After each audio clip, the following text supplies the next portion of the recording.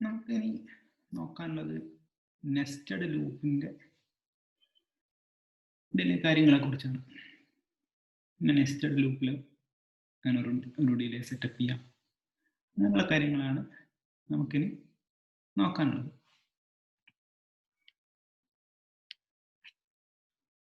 ഇവിടെ തന്നിരിക്കുന്നത് നെസ്റ്റഡ് ലൂപ്പിന്റെ ഒരു ഫ്ലോ ചാർട്ടാണ്. നെസ്റ്റഡ് ലൂപ്പിന്റെ പ്രത്യേകത എന്ന് പറഞ്ഞു കഴിഞ്ഞാൽ നമുക്കറിയാം, ഇന്നർ ലൂപ്പിന്റെ ഐറ്ററേഷൻ ഒക്കെ കംപ്ലീറ്റ് ആയി കഴിഞ്ഞാൽ ഔട്ടർ ലൂപ്പിന്റെ ഫസ്റ്റ് ഐറ്ററേഷൻ കംപ്ലീറ്റ് ആവുള്ളൂ. അതായത് ഇന്നർ ലൂപ്പിന്റെ പരിപാടിയൊക്കെ കഴിഞ്ഞ് അത് പുറത്തേക്ക് വന്നാലേ ഔട്ടർ ലൂപ്പിന്റെ ഒരു ഐറ്ററേഷൻ കംപ്ലീറ്റ് ആവുള്ളൂ. അതാണ് ഈ നെസ്റ്റഡ് ലൂപ്പിന്റെ പ്രത്യേകത. അതായത് ഇന്നർ ലൂപ്പിന്റെ ബോഡി ഓരോ പ്രാവശ്യം എക്സിക്യൂട്ട് ചെയ്ത് അതിന്റെ ഭാഗമായിട്ട് കൗണ്ടും അപ്ഡേറ്റ് ചെയ്ത് ആ അപ്ഡേറ്റഡ് ആയിട്ടുള്ള കൗണ്ട് ഫൈനൽ കൗണ്ട് ആണോ എന്ന് നോക്കിയിട്ട്, ആണോ അല്ലയോ എന്ന് നോക്കിയിട്ട്, ഫൈനൽ കൗണ്ട് ആണെങ്കിൽ ഇന്നർ ലൂപ്പിന്റെ പുറത്ത് കിടക്കും, അല്ലെങ്കിൽ അത് എന്ത് ചെയ്യും, അതിന്റെ ഇന്നർ ഐറ്ററേഷൻ തുടർന്നു കൊണ്ടേയിരിക്കും. ഈ ഫൈനൽ കൗണ്ട് ആയി ഇന്നർ ലൂപ്പിന്റെ പുറത്തിറങ്ങിയാൽ മാത്രമേ നമ്മൾ എന്ത് പറഞ്ഞു, അതിന്റെ ഔട്ടർ ലൂപ്പിന്റെ ഒരു ഐറ്ററേഷനെങ്കിലും കംപ്ലീറ്റ് ആവുള്ളൂ. അതായത് ഔട്ടർ ലൂപ്പിന്റെ കൗണ്ടർ ഒരു പ്രാവശ്യം അപ്ഡേറ്റ് ആവുന്നുണ്ടാവുള്ളൂ. അതും ഫൈനൽ കൗണ്ട് ആണെങ്കിൽ മാത്രമേ ഔട്ടർ ലൂപ്പിൽ നിന്നും പുറത്തിറങ്ങുള്ളൂ. അല്ലെങ്കിൽ ഔട്ടർ ലൂപ്പിന്റെ എന്ത് ചെയ്യും, ഔട്ടർ ലൂപ്പിന്റെ സ്പെസിഫൈഡ് ലേബലിലോട്ട് കൺട്രോൾ പോകും. അപ്പൊ ഇതാണ് നെസ്റ്റഡ് ലൂപ്പിന്റെ ഒരു ഫ്ലോ ചാർട്ട് എന്ന് പറയാനുള്ളത്. നെസ്റ്റഡ് ലൂപ്പ് വെച്ചിട്ട് എങ്ങനെ ഡിലേ ഉണ്ടാവുന്നു എന്നും അതിന്റെ ഡിലേ നമുക്ക് എങ്ങനെ കാൽക്കുലേറ്റ് ചെയ്യാമെന്നും നോക്കാം. അപ്പൊ നമ്മൾ ഇത്രയും കണ്ടത് രജിസ്റ്റർ വെച്ചിട്ടും രജിസ്റ്റർ പെയർ വെച്ചിട്ടുള്ള കാര്യങ്ങളാണ്. അപ്പൊ നമുക്കൊരു നെസ്റ്റഡ് ലൂപ്പ് വെച്ചിട്ട് എങ്ങനെ ചെയ്യാൻ പറ്റും, അതായത് നമുക്ക് ഒരു അസംബ്ലി ലാംഗ്വേജ് പ്രോഗ്രാം ഉപയോഗിച്ചിട്ട് എങ്ങനെ ഡിലേ ജനറേറ്റ് ചെയ്യാം നോക്കാം. ഇവിടെ ഒരു ALP പ്രോഗ്രാം വന്നിട്ടുണ്ട്, അസംബ്ലി ലെവൽ ലാംഗ്വേജ് പ്രോഗ്രാം വന്നിട്ടുണ്ട്. ഇവിടെ നമുക്കിവിടെ കാണാം, 2 രജിസ്റ്റേഴ്സ്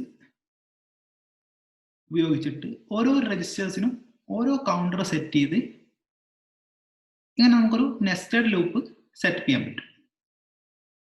അതായത് ഒരു രജിസ്റ്റർ പെയർ ഉപയോഗിക്കാതെ നമുക്ക് എന്ത് ചെയ്യാം, കൂടുതൽ ഡിലേ ജനറേറ്റ് ചെയ്യാം. നമ്മൾ പറഞ്ഞു സിംഗിൾ രജിസ്റ്റർ ഉപയോഗിക്കുമ്പോൾ ഇത്ര പ്രാവശ്യം 255 പ്രാവശ്യം പറ്റൂ.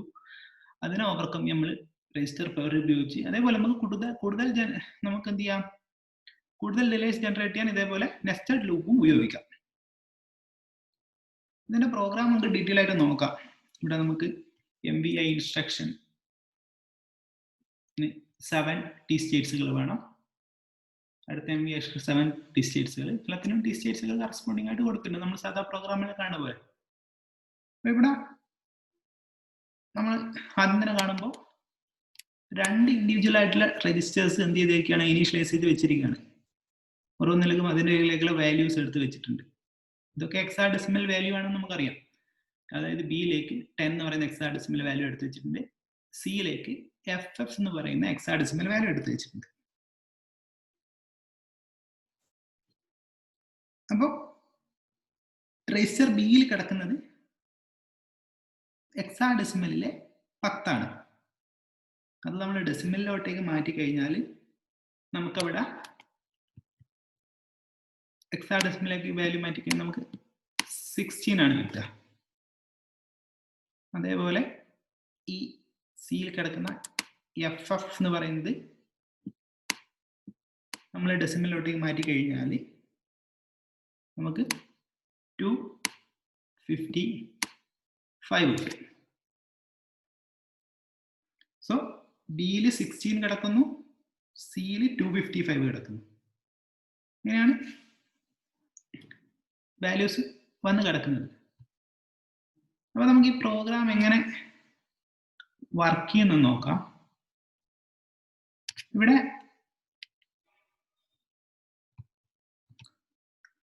ബി എന്ന രജിസ്റ്ററിന്റെ അകത്ത് നമ്മൾ പറഞ്ഞു 16 എന്ന വാല്യൂ ആണ് കിടക്കുന്നത്. സി ഇതിൽ 255 ആണ്. അപ്പം അതിന് ശേഷം വാല്യൂ ഒക്കെ സെറ്റ് ചെയ്തതിനു ശേഷം ഇവിടെ നിന്ന് അടുത്ത എക്സിക്യൂഷൻ എന്ന് പറയുന്നത് DCRC ആണ്. അതായത് ഡിക്രിമെന്റ് സി. സിയിലെ വാല്യൂ ഒന്ന് ഡിക്രിമെന്റ് ചെയ്യുന്നു. അതായത് 255 ഡിക്രിമെന്റ് ചെയ്യും. അങ്ങനെ ഡിക്രിമെന്റിന് ശേഷമുള്ള വാല്യൂ രജിസ്റ്റർ ഫ്ലാഗുമായിട്ട് ചെക്ക് ചെയ്തിട്ട്, സീറോ ഫ്ലാഗുമായിട്ട് ചെക്ക് ചെയ്തിട്ട് നോട്ട് 0 ആണെങ്കിൽ നമ്മൾ ലൂപ്പ് 1 ആണ് ലേബലിന് പേര് കൊടുത്തിരിക്കുന്നത്. ലൂപ്പ് 1 ലേബൽ ഇവിടെയാണ് കിടക്കുന്നത്. അവിടുത്തെ കൺട്രോൾ പോവും. എന്നിട്ട് വീണ്ടും ഡിക്രിമെന്റ് ചെയ്യും. DCRന് നേരെ കൺട്രോൾ എത്തിക്കഴിഞ്ഞാൽ വീണ്ടും സിയുടെ വാല്യൂ എന്ത് ചെയ്യുന്നു? ഡിക്രിമെന്റ് ചെയ്യുന്നു. ഈ പ്രോസസ്സ് സിയുടെ വാല്യൂ ഡിക്രിമെന്റ് ചെയ്ത് 0 ആവുന്നവരെ ഈ പ്രോസസ്സ് ഇങ്ങനെ, ഈ ഒരു ലൂപ്പ് ഇങ്ങനെ, ഐറ്ററേഷൻ ഇങ്ങനെ തുടർന്നുകൊണ്ടേയിരിക്കും. അപ്പം 0 ആയിക്കഴിഞ്ഞാൽ എന്ത് ചെയ്യും? ഈ ഇന്നർ ലൂപ്പിന്റെ പുറത്ത് കിട്ടുന്നു.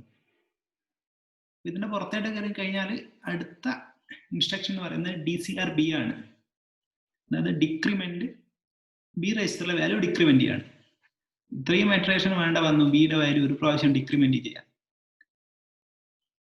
അതായത് 60 എന്ന് പറയുന്ന വാല്യൂ ഒരു പ്രാവശ്യം ഡിക്രിമെന്റ് ചെയ്യാൻ ഈ ലൂപ്പിന്റെ കംപ്ലീറ്റ് എക്സിക്യൂഷൻ കഴിയേണ്ടി വന്നു. അതായത് ഇവിടെയുള്ള ഈ ഐറ്ററേഷൻ 0 ആവുന്നവരെ തുടർന്ന് പറഞ്ഞു.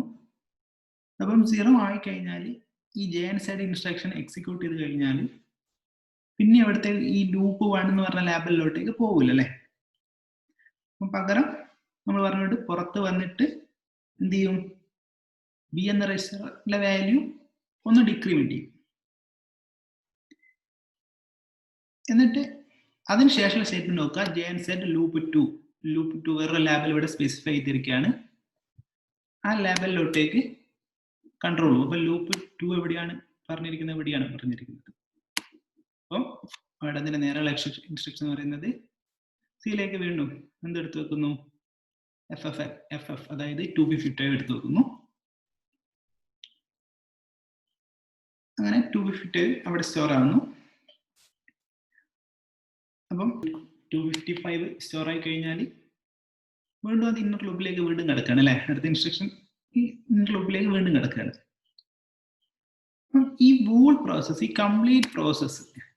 ഈ കംപ്ലീറ്റ് 2 ലൂപ്പുകൾ അവിടെ ഉള്ളത്, ഒരു ലൂപ്പിന്റെ ഉള്ളിൽ വേറെ ലൂപ്പ്, അങ്ങനെ ഈ വൂൾ പ്രോസസ്സ് ഇങ്ങനെ ബിയുടെ വാല്യൂ 0 ആവുന്നത് വരെ തുടർന്നുകൊണ്ടിരിക്കും.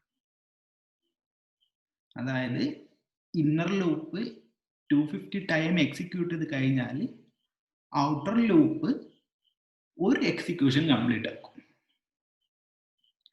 അപ്പൊ ഔട്ടർ ലൂപ്പിന്റെ രജിസ്റ്ററിന്റെ വാല്യൂ 16 ആയതുകൊണ്ട് ഔട്ടർ ലൂപ്പ് എത്ര പ്രാവശ്യം എക്സിക്യൂട്ട് ചെയ്യും? 16 ടൈംസ് എക്സിക്യൂട്ട് ചെയ്യും.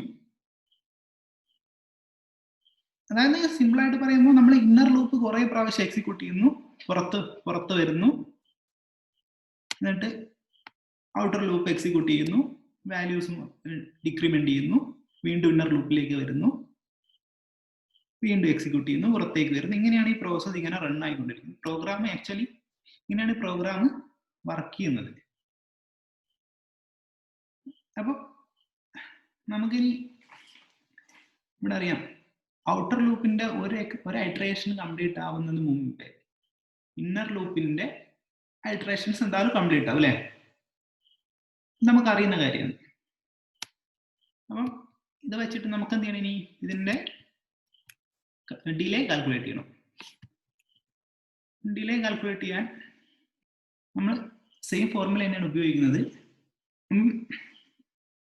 ഇന്നർ ലൂപ്പിന്റെ ഡിലേ കാൽക്കുലേറ്റ് ചെയ്തിട്ട് നമുക്ക് നോക്കാം. എങ്ങനെയാണ് ഇതിന്റെ ഡിലേ കാൽക്കുലേറ്റ് ചെയ്യുന്നത് നമുക്ക് നോക്കാം. ഇവിടെ തന്നിരിക്കുന്നത് TL1 is equal to 255 into 14 അല്ലേ. അതിനു മുമ്പ് ഇവിടെ ഒരു ഡിലേ ഓഫ് ഇന്നർ ലൂപ്പ് എന്ന് പറയുന്ന ഒരു കാര്യം പറഞ്ഞിട്ടുണ്ട്.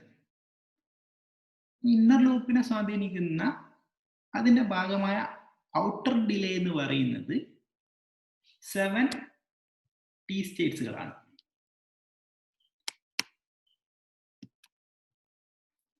കാരണം നമ്മുടെ MAI FFH എന്ന് പറയുന്ന ഇൻസ്ട്രക്ഷൻ, ആ ഇൻസ്ട്രക്ഷൻ 7 സ്റ്റേറ്റ്സുകളാണ് വേണ്ടത്. നമ്മുടെ പ്രോഗ്രാമിലൂടെ സൈഡിൽ സ്പെസിഫൈ ചെയ്ത് പറഞ്ഞിട്ടുണ്ടായിരുന്നു. ഇവിടെ നമുക്ക് TL1 is equal to 255 into 14 minus 3. ഇതൊക്കെ എന്തൊക്കെയാണ് ഇങ്ങനെ വന്നു നമ്മൾ പറഞ്ഞ കാര്യം. 255 എന്തുകൊണ്ട് വന്നു നമ്മൾ പറഞ്ഞതാണ്. അപ്പൊ നമുക്കത് 3567 T സ്റ്റേറ്റ്സുകൾ കിട്ടും. ഇവിടെ കാരണം നമുക്കറിയാം C എന്ന റേസിൽ കിടക്കുന്ന വാല്യൂ 255 നമ്മൾ പറഞ്ഞു. 255 ആണ് C എന്ന റേസിൽ കിടക്കുന്ന വാല്യൂ. അതുപോലെ നമ്മുടെ DCR-Cന്റെയും JNZ ലൂപ്പ് 1ന്റെയും അറ്റ് എ ടൈം സക്സസ്ഫുൾ ആയിട്ട് എക്സിക്യൂട്ട് ചെയ്യാൻ 4 + 10 14 സ്റ്റേറ്റ്സുകൾ വേണ്ടി വരുന്നു നമുക്കറിയാം. അതുകൊണ്ടാണ് ഇവിടെ 14 വന്നത്. സിയുടെ വാല്യൂ 255 ആയതുകൊണ്ട് 250 ടൈം അത് എക്സിക്യൂട്ട് ചെയ്യും. പക്ഷെ നമ്മൾ പറഞ്ഞു ലാസ്റ്റ് ഇറ്ററേഷൻ എന്താവും, ലാസ്റ്റ് ചെക്കിങ്ങിൽ നോട്ട് സീറോ ചെക്കിങ്ങിൽ ലാസ്റ്റ് ഇറ്ററേഷൻ കംപ്ലീറ്റ് ആവില്ല, ഫെയിൽ ആകും. ഇവിടെ ലാസ്റ്റ് ഇറ്ററേഷൻ നടക്കുമ്പോൾ, അതായത് സിയിലെ വാല്യൂ ഡിക്രിമെന്റ് ചെയ്ത് 0 ആയ ശേഷം JNZ ലൂപ്പ് 2 എന്ന ഇൻസ്ട്രക്ഷൻ എക്സിക്യൂട്ട് നമ്മൾ കണ്ടു. അതിന് ശേഷമാണ് JNZ ഇൻസ്ട്രക്ഷൻ എക്സിക്യൂട്ട് ചെയ്യാൻ നമ്മൾ കണ്ടു. ആ സമയത്ത് ലൂപ്പ് 1 എന്ന ലേബലിലോട്ട് കൺട്രോൾ പോവില്ല അല്ലേ. ലൂപ്പ് 1 എന്ന് പറയുന്ന ലേബലിലോട്ട് കൺട്രോൾ പോവില്ലല്ലോ. അതുകൊണ്ട് ആ പ്രാവശ്യം മാത്രം 10 T സ്റ്റേറ്റ്സുകളുടെ ആവശ്യമില്ല. അപ്പം T സ്റ്റേറ്റ്സുകളുടെ ആവശ്യം ഇവിടെ കുറയുകയാണ് ചെയ്യുന്നത്. അപ്പം ഈ 255 പ്രാവശ്യത്തെ T സ്റ്റേറ്റ്സ് ഡിലേ കണ്ട് നമ്മൾ അതിൽ എന്ത് ചെയ്യുന്നു, 3 കുറയ്ക്കുന്നു. അതാണ് ഇവിടെ -3 വന്നത്. അപ്പം 255 പ്രാവശ്യം എക്സിക്യൂട്ട് ചെയ്യുന്നുണ്ട്. ഇന്നർ ലൂപ്പിന്റെ ഒരു പ്രാവശ്യത്തെ തന്നെ 250 കൊണ്ട് മൾട്ടിപ്ലൈ ചെയ്തിട്ട് അതിനെ 3 കുറക്കുന്നു. നമ്മൾ നേരത്തെ കണ്ട പോലെ തന്നെ. അപ്പൊ നമുക്ക് അത് മൾട്ടിപ്ലൈ ചെയ്ത് കഴിഞ്ഞാൽ 3567 T സ്റ്റേറ്റ്സുകൾ കിട്ടുന്നു. ഇനി പോകുന്ന കാര്യങ്ങളാണ് ശ്രദ്ധിക്കാനുള്ളത്. ഇപ്പൊ നിങ്ങളുടെ ബ്രെയിനിന്റെ ഒരു മാത്തമാറ്റിക്കൽ യൂണിറ്റി എന്ന് വർക്ക് ചെയ്യണം, നല്ല കാര്യം പിടിയിട്ടുള്ളൂ. അപ്പൊ ഇനി നമ്മൾ കാണാൻ പോകുന്നത് ഔട്ടർ ലൂപ്പിന്റെ ഡിലേ ആണ്. അപ്പൊ ഔട്ടർ ലൂപ്പ് എന്ന് പറയുമ്പോൾ ഇന്നർ ലൂപ്പും എന്താണ് ഔട്ടർ ലൂപ്പിന്റെ ഭാഗമാണെന്ന് ഓർക്കണം. അപ്പൊ ഇവിടെ ഔട്ടർ ലൂപ്പിന്റെ ഔട്ട്സൈഡ് ഡിലേ, അതായത് ഔട്ടർ ഡിലേ എന്ന് പറയുന്നത് 7 T സ്റ്റേറ്റ്സുകളാണ്. അതായത് നമ്മുടെ മുകളിൽ കിടക്കുന്ന MBI B,100H പ്രോഗ്രാം സ്റ്റാർട്ടിങ്ങിൽ കൊടുക്കുന്ന ഇൻസ്ട്രക്ഷൻ MBI B,10H എന്നത് അതിന് 7 T സ്റ്റേറ്റ്സുകളാണ് ആവശ്യം. അപ്പം ഇവിടെ നമ്മുടെ ഇക്വേഷൻ നോക്കുക. TL1 is equal to 16 into 14 plus നമ്മൾ കഴിഞ്ഞ ഇവിടെ കണ്ട TL1ന്റെ ഡിലേ ഓഫ് ദി ഇന്നർ ലൂപ്പിന്റെ വേണ്ടമായ T സ്റ്റേറ്റ്സുകൾ അതോട്ട് 14 ആഡ് ചെയ്യുന്നു. എന്നിട്ട് മൾട്ടിപ്ലിക്കേഷന് ശേഷം 3 മൈനസ് ചെയ്യുന്നു. അപ്പൊ നമുക്ക് അവിടെ 55405 T സ്റ്റേറ്റ്സുകൾ വരും. ഇതെങ്ങനെ വന്നു നമുക്ക് നോക്കാം. അപ്പം നമുക്കറിയാം ഔട്ടർ ലൂപ്പ് ഔട്ടർ ലൂപ്പിൻ്റെതായിട്ടുള്ള രജിസ്റ്റർ, രണ്ടിനും രണ്ട് ലൂപ്പുകളും കൗണ്ടറുകളും നമ്മൾ സെറ്റ് ചെയ്തത്. അപ്പൊ ഔട്ടർ ലൂപ്പിന്റെ രജിസ്റ്ററിൽ കിടക്കുന്ന വാല്യൂ, അതായത് നമ്മൾ അറിയാം ഇവിടെ ഔട്ടർ ലൂപ്പിന്റെ രജിസ്റ്ററിൽ 10 എന്നുള്ള പറഞ്ഞ വാല്യൂ ആണ് കിടക്കുന്നത് നമുക്കറിയാം. അപ്പൊ അതിന് ഡെസിമൽ നമ്മൾ കണ്ടു കഴിഞ്ഞാൽ, അതായത് 10 എന്ന ഹെക്സാഡെസിമൽ വാല്യൂവിന്റെ ഡെസിമൽ കണ്ടു കഴിഞ്ഞാൽ നമുക്കത് 16 ആണെന്ന് അറിയാം. സോ ഔട്ടർ ലൂപ്പ് മാത്രം 16 ടൈംസ് എക്സിക്യൂട്ട് ചെയ്യും.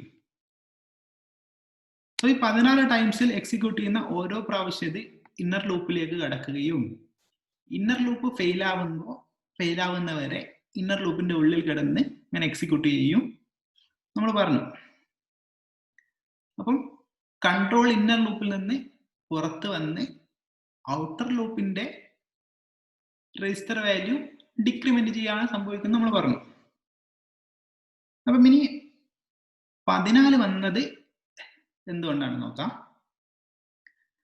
ഔട്ടർ ലൂപ്പിന്റെ നമ്മൾ പറഞ്ഞ DCRB ഇൻസ്ട്രക്ഷനും, അതായത് നമ്മുടെ ഔട്ടർ ലൂപ്പിന്റെ DCRB എന്ന ഇൻസ്ട്രക്ഷനും JNZ loop 2 എന്ന ഇൻസ്ട്രക്ഷനും ആകെ വേണ്ട ടീറ്റ് സ്റ്റേറ്റ്സുകൾ എന്ന് പറയുന്നത് 10 + 4, അതായത് 14 ടീറ്റ് സ്റ്റേറ്റ്സുകളാണ് വേണ്ടത്. അങ്ങനെ അവിടെ 14 വന്നത്. നമ്മൾ ഔട്ടർ ലൂപ്പിന്റെ പെർസ്പെക്റ്റീവിലൂടെ കാര്യങ്ങൾ നോക്കണം, കാരണം നമ്മൾ ഇന്നർ ലൂപ്പിൽ കയറി വരുന്നുണ്ട് ഇടക്കിടക്ക്.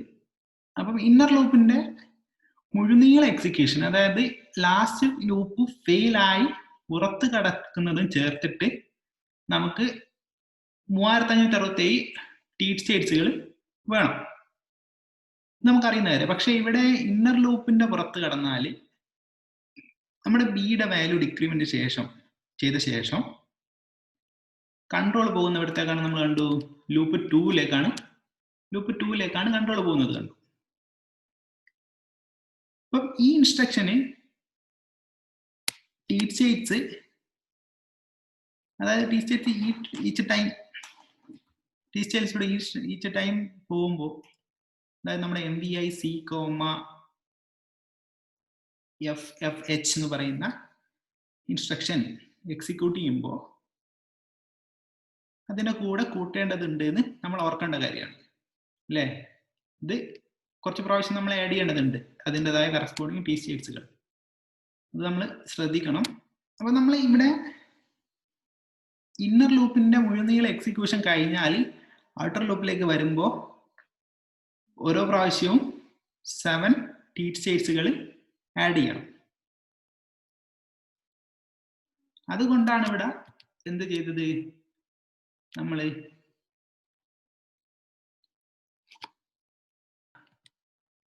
3567 കൂടെ 7 ടീറ്റ് സ്റ്റേറ്റ്സ് കൂടെ ആഡ് ചെയ്തിട്ടാണ് എന്ത് ചെയ്തത് 3574 കിട്ടുന്നത്. ഈ 3574-നെ നമ്മൾ നേരത്തെ കണ്ട ഔട്ടർ ലൂപ്പിന്റെ DCR-ഉം JNZ ഇൻസ്ട്രക്ഷനും കൂടി വേണ്ടത് 14 ടീറ്റ് സ്റ്റേറ്റ്സുകളാണ് പറഞ്ഞു. അത് കൂടെ നമ്മൾ എന്ത് ചെയ്യുന്നു, ഇവിടെ ആഡ്. ഇതിനെ നമ്മൾ ഔട്ടർ ലൂപ്പിന്റെ നമ്പർ ഓഫ് എക്സിക്യൂഷൻ നമുക്കറിയാം. ഔട്ടർ ലൂപ്പ് 16 ടൈമാണ് എക്സിക്യൂട്ട് ചെയ്യാൻ നമുക്കറിയാം, കാരണം അതിന്റെ രജിസ്റ്ററിലേക്ക് കൊണ്ടുവന്ന വാല്യൂ എന്ന് പറയുന്നത് ഡെസിമലിൽ 16 ആണ്. അപ്പം ഇതിന്റെ ഔട്ടർ ലൂപ്പിന്റെ വാല്യൂ നമ്മൾ ഔട്ടർ ലൂപ്പിന്റെ എക്സിക്യൂഷൻ എത്ര പ്രാവശ്യം എക്സിക്യൂട്ട് ചെയ്യും അതിനെ എന്ത് ചെയ്യണം, ഈ വാല്യൂ ആയിട്ട് മൾട്ടിപ്ലൈ ചെയ്ത് കഴിഞ്ഞാൽ, അതായത് 16 കൊണ്ട് ഇതിനെ മൾട്ടിപ്ലൈ ചെയ്ത് കഴിഞ്ഞാൽ ഈ നമ്മളിപ്പോ പറഞ്ഞ നെസ്റ്റഡ് ലൂപ്പിന്റെ മാത്രമായിട്ടുള്ള ആകെ ഡിലേ നമുക്ക് കിട്ടും. പക്ഷെ നമുക്കറിയാം ഇവിടെ ഔട്ടർ ലൂപ്പിന്റെ കേസിലും എന്തുണ്ട്, ലാസ്റ്റ് ലൂപ്പ് ഫെയിൽ ആവുന്നുണ്ട്. അതുകൊണ്ട് നമ്മൾ അവിടുത്തെ JNZ-ന്റെ ടീറ്റ് സ്റ്റേറ്റ്സിൽ നിന്ന് കുറക്കുന്നുണ്ട്, 3 കുറക്കുന്നുണ്ട്. ആ ഔട്ടർ ലൂപ്പിന്റെ നിന്ന് കുറച്ച -3 ആണിത്. അപ്പം അതുകൂടി കുറച്ച് കഴിഞ്ഞാൽ, അതായത് ഇത് രണ്ടും ആഡ് ചെയ്ത് അതിനെ 16 കൊണ്ട് മൾട്ടിപ്ലൈ ചെയ്ത് അതിന് 3 കുറച്ച് കഴിഞ്ഞാൽ നമുക്ക് 57,405 ടി സ്റ്റേറ്റ്സുകൾ കിട്ടും. അപ്പോൾ നമ്മൾ ടോട്ടൽ ഡിലേ കാണാൻ ഇതിൻ്റെ കൂടെ ഈ കിട്ടിയതിൻ്റെ കൂടെ 7 കൂടെ ആഡ് ചെയ്താൽ നമുക്ക് എന്തായി, ടോട്ടൽ ഡിലേ ആയി